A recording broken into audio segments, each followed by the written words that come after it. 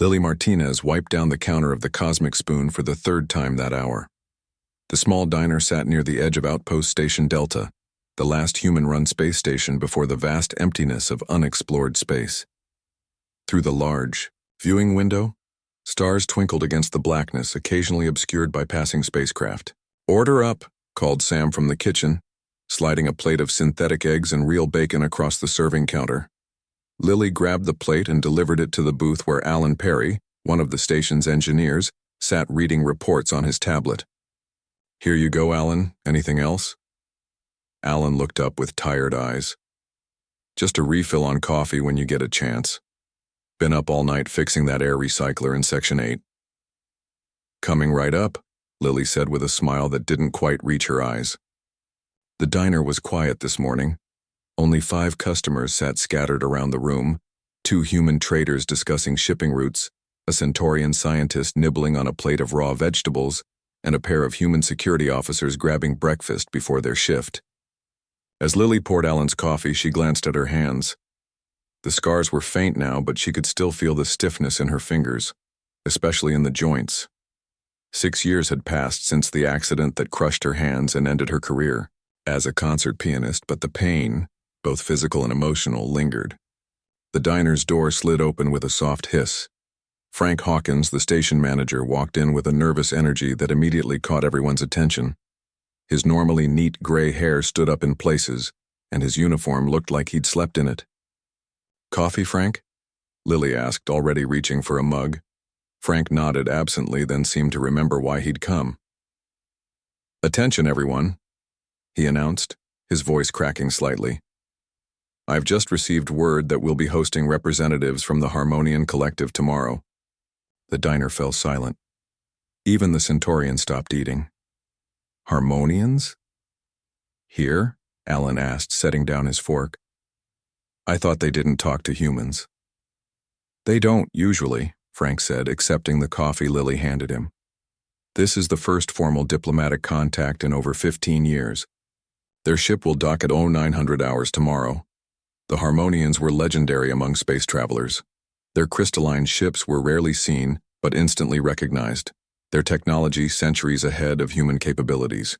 They were known for their unusual appearance, translucent skin that pulsed with colors expressing their emotions, and their sophisticated understanding of mathematics, physics, and especially sound." "Why here?" one of the security officers asked. "We're hardly an important outpost." Frank sipped his coffee, grimacing at the heat. "They requested this location specifically. Something about the spatial harmonics at this particular point in space. I didn't understand half of what their message said." Lily listened intently as she cleared dishes from an empty table. The Harmonians were famous for their musical abilities. It was said they could hear frequencies beyond human range and could communicate complex ideas through sound alone. "We need to make a good impression," Frank continued. "Their technology could revolutionize our space exploration capabilities, not to mention what they could teach us about gravitational mathematics." He looked around the diner, his expression grim. "Everything needs to be perfect." Sam poked his head out from the kitchen. "Does that mean I need to learn how to cook their food?" Frank shook his head. "They don't eat solid food. They absorb nutrients through some kind of liquid bath.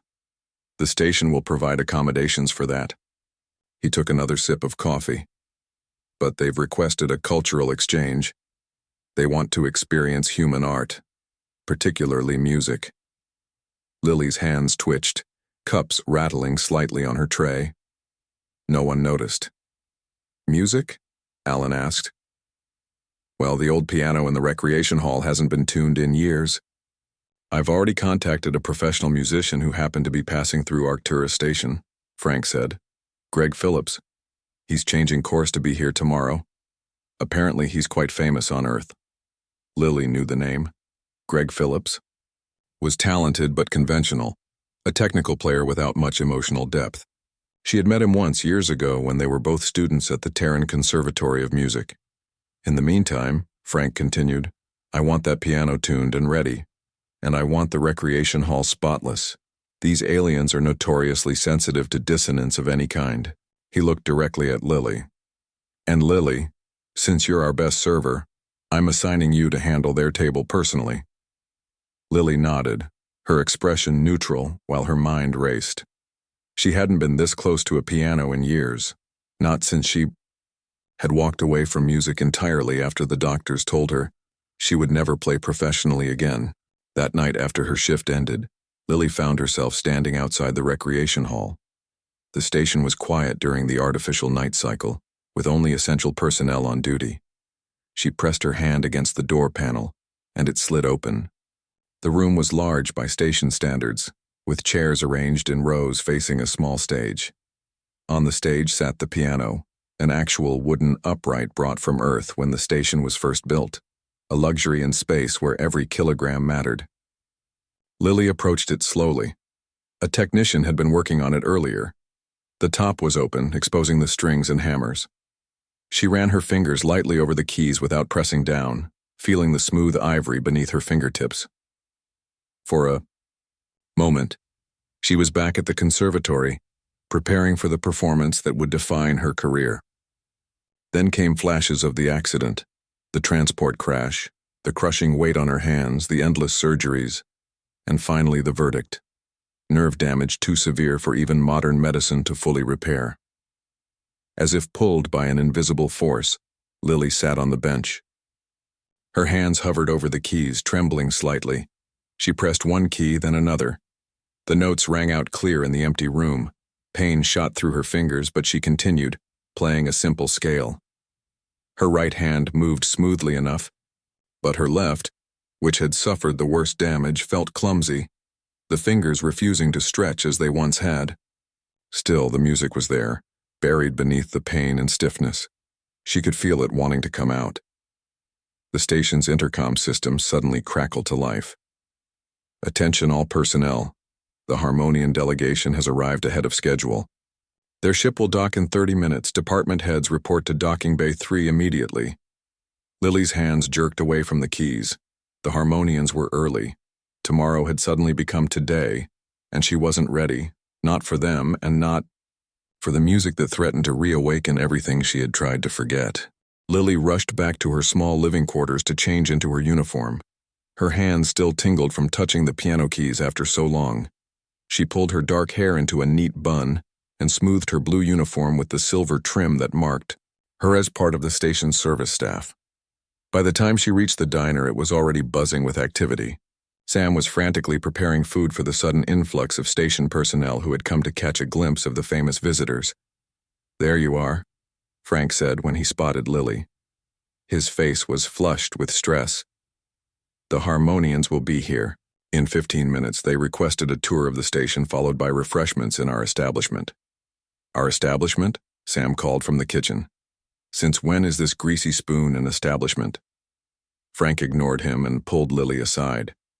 "Remember, these beings are incredibly sensitive to sound and disharmony.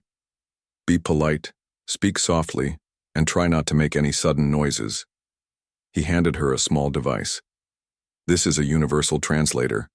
They understand English, but their responses might be too complex for us to grasp without help." Lily nodded and clipped the translator to her collar. Frank hurried away to oversee final preparations at the docking bay. 20 minutes later, the diner's door slid open. A hush fell over the room as 4 Harmonians entered, led by Frank, who was speaking in a carefully measured tone. Lily's breath caught in her throat. The aliens were taller than humans, with slender bodies that seemed almost fragile. Their skin was translucent, showing shadowy outlines of their internal organs. Most striking was how their skin pulsed with colors, currently a calm blue with ripples of green. Their faces had human-like features, but their eyes were larger, with no visible pupils, just swirling patterns of light. "This is our main dining facility," Frank was saying. "If you would like to rest here before continuing the tour, we have prepared a table for you."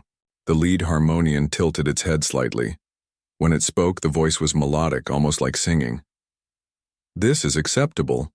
We would observe your nutritional customs." The translator at Lily's collar converted the complex tones into simple English, but she could tell it was missing nuances. There was music in their speech that the device couldn't capture. Frank gestured to a table that had been specially prepared, larger than standard and positioned away from the kitchen's noise. Lily, we'll be your server. She's one of our best. Lily stepped forward, trying to keep her movements smooth and her voice calm. Welcome to Outpost Station Delta. Would you prefer to sit or stand? We can accommodate either. The lead harmonian's skin flickered with yellow patterns before returning to blue. We will sit, as is your custom. The four aliens folded their long limbs and settled into the chairs with deliberate grace. I am Ambassador Zilath, the leader said. These are my associates, Melora, our scientist, Falath, our cultural attaché, and Krindar, our security officer. Lily nodded to each one. Can I bring you anything? We don't have nutrient baths, but we have various liquids you might find interesting to analyze. Melora, whose skin had more green tones than the others, made a sound like wind chimes. Water would be most informative. Your station processes it differently than our vessels. Lily brought 4 glasses of water. The harmonians didn't drink, but instead dipped their fingertips into the liquid, their skin absorbing it directly while changing to deeper blue hues. The hydrogen-oxygen ratio is curious, Melora said. There are trace minerals not found in our region of space. Throughout the next hour, Lily served the harmonians while the diner slowly emptied of other customers. The aliens observed everything with keen interest but maintained a formal distance. They asked questions about human eating habits, station operations, and Earth culture, but their responses remained measured and difficult to read. Frank returned, now accompanied by a tall man carrying a leather case. Ambassador Zilath, may I present Greg Phillips, the musician I mentioned. He has traveled from Arcturus to perform for you. Greg Phillips had the polished look of someone accustomed to attention. His blonde hair was perfectly styled, and his clothes were far more expensive than anything normally seen on the station. He bowed slightly to the harmonians. It's an honor to perform for beings with such renowned musical appreciation, Greg said. His voice carried the slight accent of someone from the European Union territories on Earth. Zilath's skin rippled with purple. We are interested in human musical expression. Our understanding is that it differs significantly from our own methods. Frank led everyone to the recreation hall, which had been hastily converted into a performance space. The chairs were arranged in rows, and the piano had been moved to the center of the small stage. Someone had polished it until the wood gleamed under the lights. Lily took a position at the back of the room, ostensibly to help with any needs that might arise, but really, because she couldn't resist hearing the performance. It had been years since she'd heard professional piano playing. Greg took a seat at the piano with a flourish, adjusting the bench and flexing his fingers dramatically. I will begin with a piece by Chopin, a human composer from the 19th century. This nocturne in E-flat major is considered one of the most beautiful piano compositions ever created. He began to play, and Lily had to admit his technique was excellent. His fingers moved smoothly across the keys, hitting every note perfectly. But as she listened, she noticed something missing: the emotion behind the notes. He played like someone, performing a mathematical equation rather than expressing feeling. The harmonians sat perfectly still, their skin colors shifting between blue and gray. Lily recognized the pattern from her studies of their documented behaviors. They were being polite but were not engaged. Greg finished the piece and looked expectantly at the aliens. When they merely blinked their large eyes, he turned to a more technically challenging piece by Liszt. His fingers flew across the keyboard in impressive displays of skill, but the harmonian's skin continued to dim to deeper shades of gray. After 30 minutes, Greg was sweating. He had played pieces ranging from classical to modern, each one more technically difficult than the last, but nothing seemed to impress the visitors. Finally, in apparent frustration, he stood up. Perhaps the piano is not to your liking, he said stiffly. It's an older model and not properly maintained for professional performances. Zilath's skin pulsed once with a flash of yellow. The instrument is adequate. We appreciate the attempt to share your cultural expressions. Lily could hear the diplomat's careful phrasing, but the translator couldn't hide the disappointment in the alien's tone. As the harmonians filed out with Frank and Greg, She overheard Zilath informing them that the delegation would depart first thing in the morning. The cultural exchange, and the potential for diplomatic relations, had failed. Lily couldn't sleep that night. She tossed and turned in her small bed thinking about the Harmonians and their imminent departure. The station had fallen quiet during the night cycle, but her mind was loud with thoughts and memories. After 2 hours of restlessness, she got up and put on a simple gray outfit. She left her quarters and walked through the dimly lit corridors of the station. Her feet seemed to know where they were going before her mind did. She found herself standing outside the recreation hall again. The room was dark and empty, the chairs still arranged in rows from the failed performance earlier. In the center of the stage, the piano waited, its dark shape visible in the low emergency lighting. Lily entered the room and approached the piano slowly. She sat on the bench and placed her hands on the keys without pressing them. The ivory felt cool beneath her fingertips. "I shouldn't be here," she whispered to herself. But she didn't move away. Instead, she pressed a key gently. The note hung in the air, clear and pure. She pressed another, then another, forming a simple chord. Pain shot through her left hand as she stretched her fingers, but she didn't stop. She began to play a piece she had composed herself years ago, before the accident. It was a simple melody that built slowly, expressing first loss, then hope. As she played, her damaged hands protested with sharp pains and stiffness, but something inside her pushed through the discomfort. The music flowed from her fingers.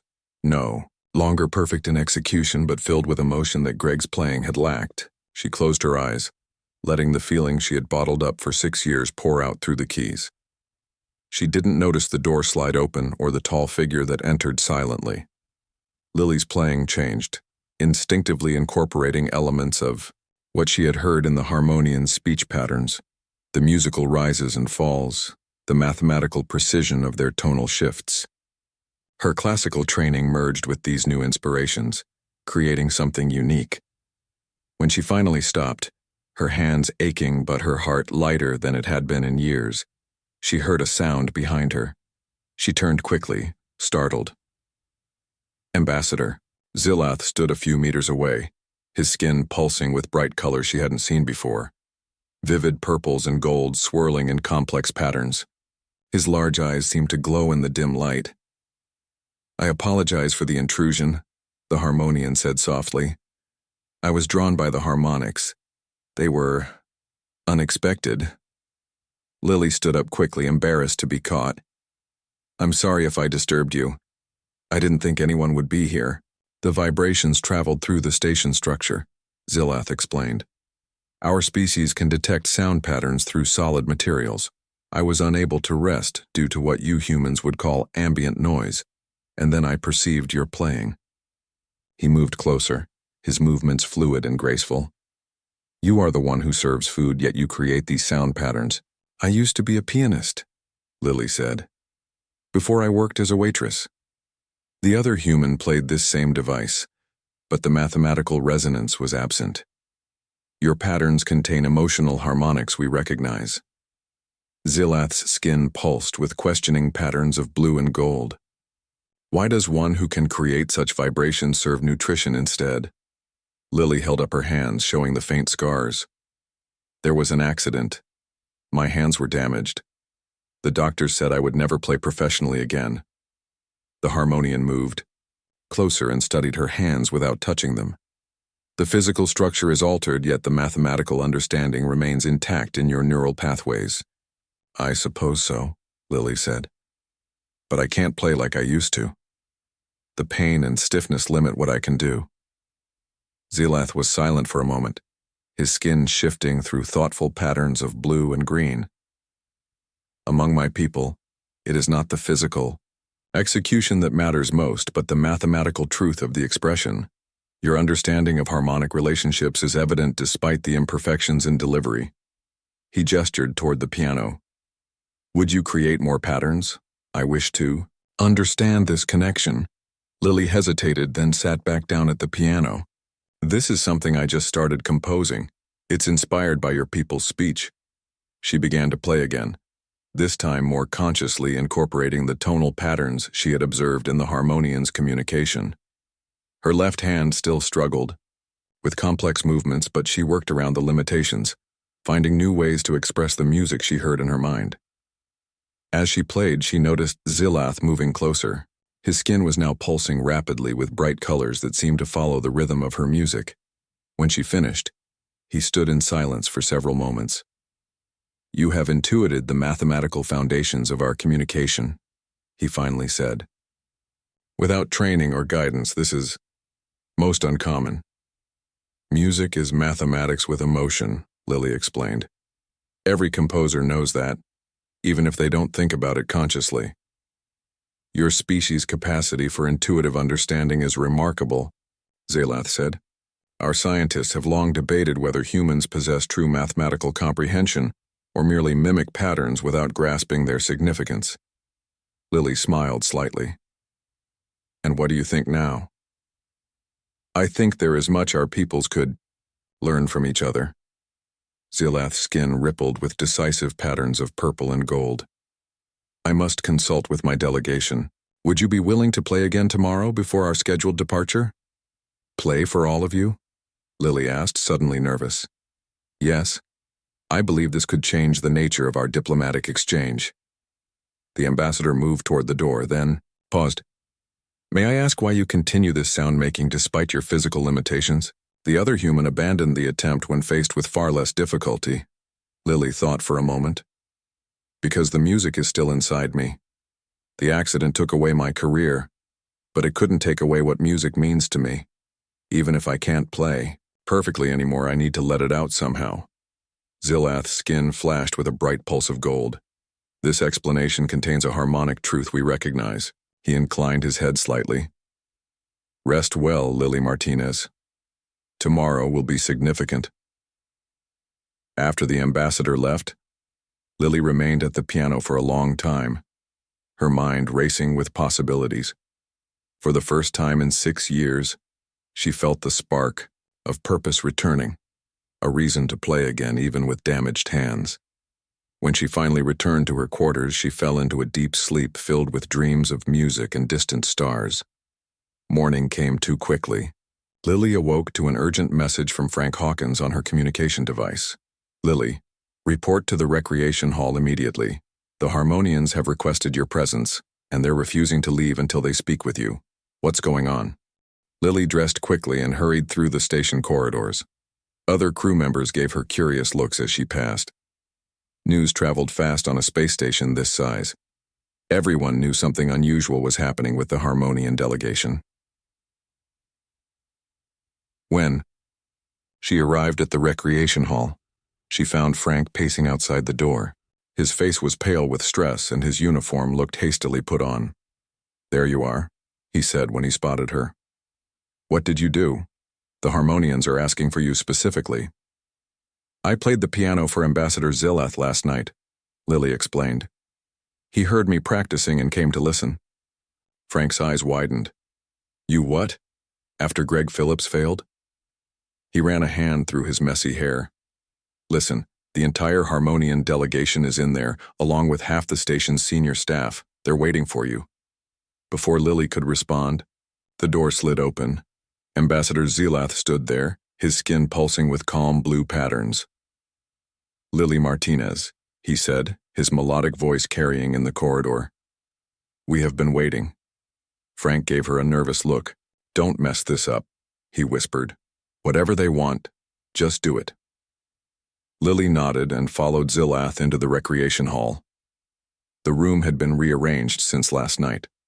The chairs now formed a semicircle around the piano. The other 3, Harmonians, sat in the front row, their skin displaying varying patterns of blue, green, and purple. Behind them sat Captain Laura Reed, the station's commanding officer, along with the heads of each department. Greg Phillips was there too, sitting at the end of a row with a sour expression on his face. Zilath led Lily to the piano. "The human sound maker will demonstrate the harmonic communication we discussed," he announced to the room. Captain Reed leaned forward. "Ambassador, perhaps you could explain what this is about?" We were under the impression that your delegation was departing this morning. New information has come to our attention, Zelath replied. This human has demonstrated an intuitive understanding of our mathematical communication principles. We wish to explore this further. All eyes turned to Lily as she sat at the piano bench. Her hands trembled slightly, partially from nervousness and partially from the constant pain that was her companion since the accident. What should I play? She asked Zelath quietly. Create the patterns that express your understanding of our communication, the ambassador replied. As you did last night.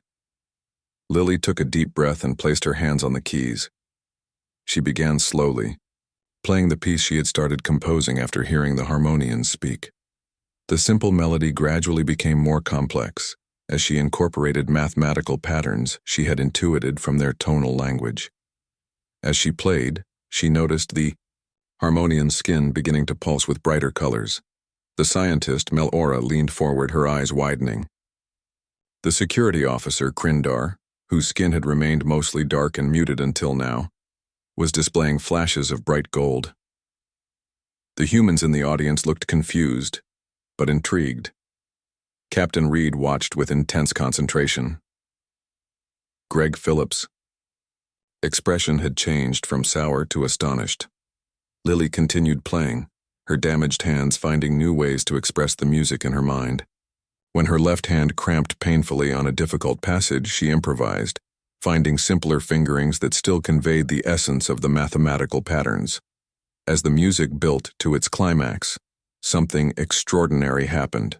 The harmonians began to produce soft tones of their own, a gentle humming that perfectly complemented Lily's playing.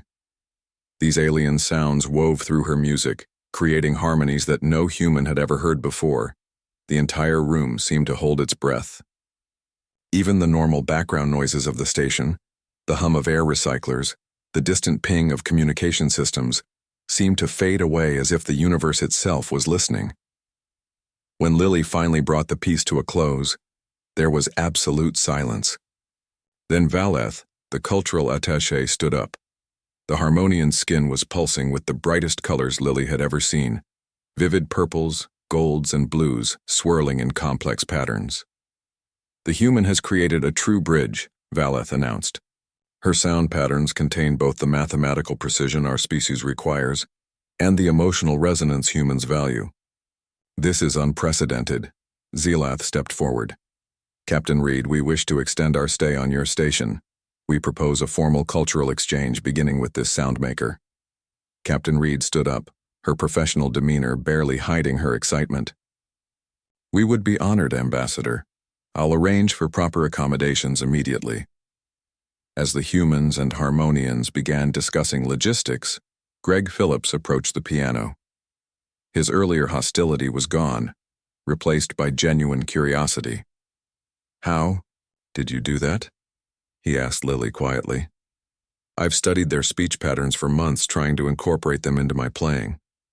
You've known them for less than a day. Lily shrugged. I just listened and felt the mathematics in their speech. Music has always been math to me. Patterns, ratios, relationships between notes. I think that's what they respond to. But your hands, Greg said, glancing at her scarred fingers. I heard about your accident. They said you'd never play professionally again. I won't. Not in the traditional sense, Lily admitted.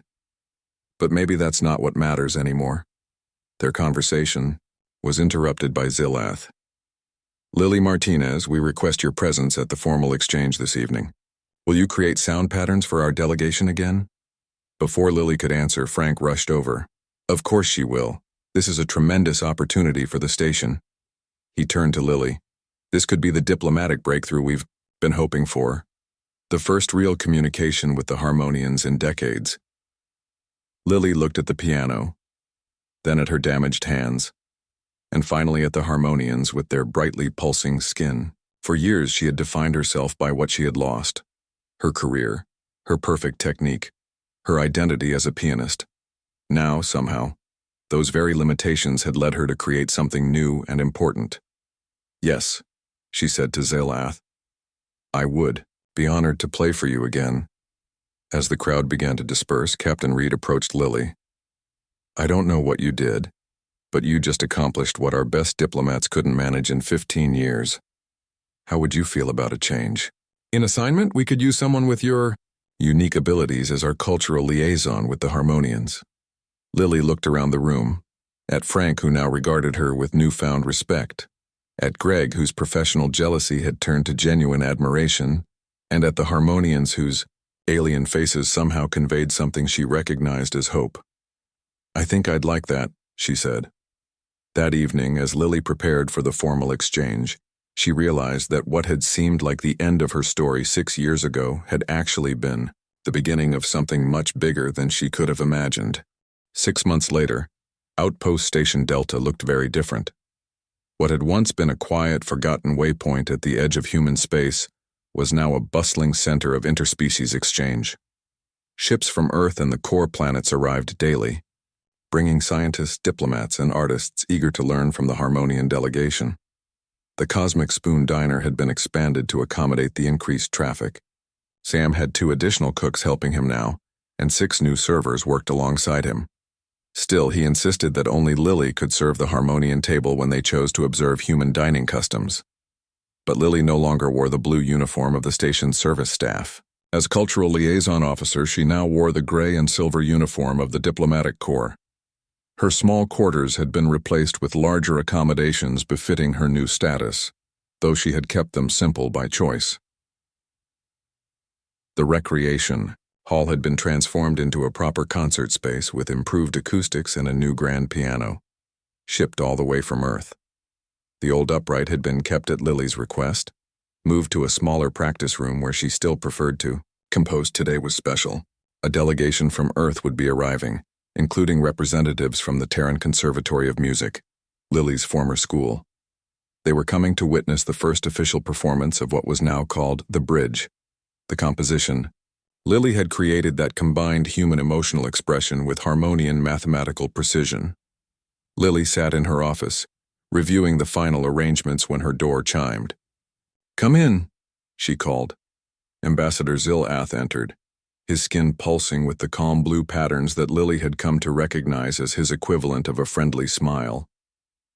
Over the months of working together, they had developed a genuine friendship that transcended their professional roles.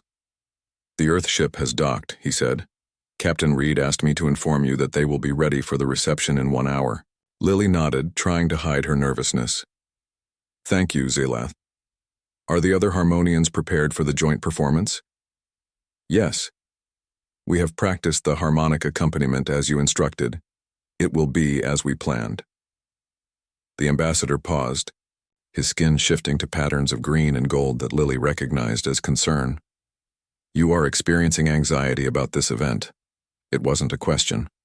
The Harmonians had become increasingly adept at reading human emotions, just as Lily and a few others had learned to interpret their color patterns. "Some of my former teachers will be there," Lily admitted.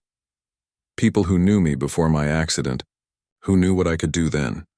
And Dr. Helen Wright will be there too. The one who told you would never make music again," Zilath said. It was still strange to hear such human phrasing from the alien's melodic voice, but he had been making efforts to adopt human expressions. "Yes. After my last surgery, she was the one who said the nerve damage was too extensive for a concert career." Lily looked down at her hands. The scars were the same, but the pain had lessened over the months. Regular playing had restored some flexibility, and the Harmonians had shared techniques that helped her work around her limitations. "Yet here you are, about to perform for representatives of 2 species, Zilath observed. Perhaps her assessment was incomplete. Lily smiled. That's a very diplomatic way of putting it. An hour later, Lily stood in the reception hall, greeting the Earth delegation alongside Captain Reed.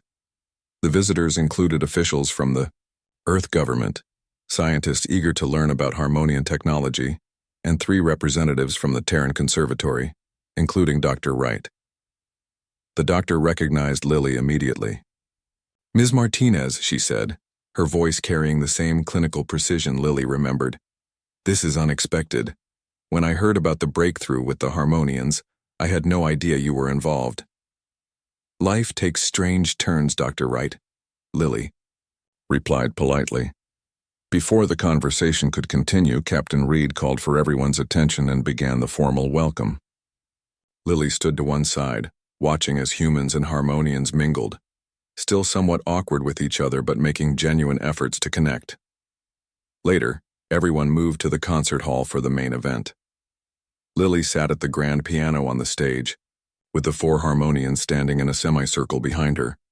The audience fell silent as Captain Reed introduced them. "What you are about to witness is historic," the captain said. "The first formal collaborative performance between humans and Harmonians, a piece called The Bridge, composed by our own cultural liaison officer, Lily Martinez." Lily placed her hands on the keys, took a deep breath, and began to play. The piece had evolved over the months, growing more complex yet more integrated. She had learned to work with her limitations rather than fight against them, finding new ways to express the music she heard in her mind. When she reached the second movement, the Harmonians began their part, a harmonic humming that wove through her playing, adding dimensions of sound that no human instrument could produce. Their skin pulsed with bright colors that seemed to dance with the music, adding a visual element to the performance. The audience sat motionless, captivated by what they were witnessing. Lily caught a glimpse of Dr. Wright's face. The doctor's clinical detachment had given way to wonder. As the piece built toward its conclusion, Lily felt something she hadn't experienced in years, the pure joy of making music without fear or regret, without comparing herself to who she had been before. The accident. She was creating something entirely new, something that could exist only because of who she was now. The final notes hung in the air, blending with the Harmonians' fading tones. For a moment, there was perfect silence. Then the audience erupted in applause. Humans stood and cheered while the Harmonians' skin flashed with bright pulses of approval. After the performance, as Lily mingled with the guests, Dr. Wright approached her again. "I owe you an apology, Ms. Martinez," the doctor said quietly. "When I told you that you would never play professionally again, I meant you would never perform traditional concert repertoire at the highest technical level. I failed to consider other possibilities." "You weren't wrong, Dr. Wright," Lily replied. "I can't play Rachmaninoff or Liszt the way I once could, but I found something else instead. Something more important, it seems." The doctor gestured to where humans and Harmonians were engaged in animated conversation. "This connection between our species, it's revolutionary, and your music made it possible." Later that night, after the reception had ended and the visitors had gone to their assigned quarters, Lily returned to the small practice room with the old upright piano. She sat on the bench, running her fingers lightly over the keys without pressing them. Zilath found her there. "The event was successful," he said from the doorway. The Earth delegation seemed most impressed. "They were," Lily agreed. "They're already talking about establishing a permanent cultural exchange center here. And the conservatory wants me to develop a curriculum for teaching human musicians about Harmonian musical mathematics. Will you accept?" Lily thought for a moment. "I think so. But I want to keep playing too. There's still so much more to discover. So many more bridges to build." Zilath's skin pulsed with understanding. "In our culture, we have a concept that does not translate well to your language. The closest meaning would be one who creates paths where none existed before. After today, I believe this concept applies to you." Lily smiled. 6 months ago, I was just a waitress with broken dreams. And now you are a bridge between worlds," Zilath said. "Because one night when a waitress played the piano, the whole crowd forgot to breathe, and 2 species learned to hear each other for the first time." Lily placed her hands on the keys and began to play a new melody, one that had been forming in her mind throughout the day's events. It was simpler than the bridge, but carried something of its spirit, the idea that limitations could become doorways to new possibilities. As she played, she thought about how endings could become beginnings, how what seemed like misfortune could lead to unexpected gifts. The music flowed from her damaged hands, imperfect but alive, carrying messages that transcended words and reached across the stars.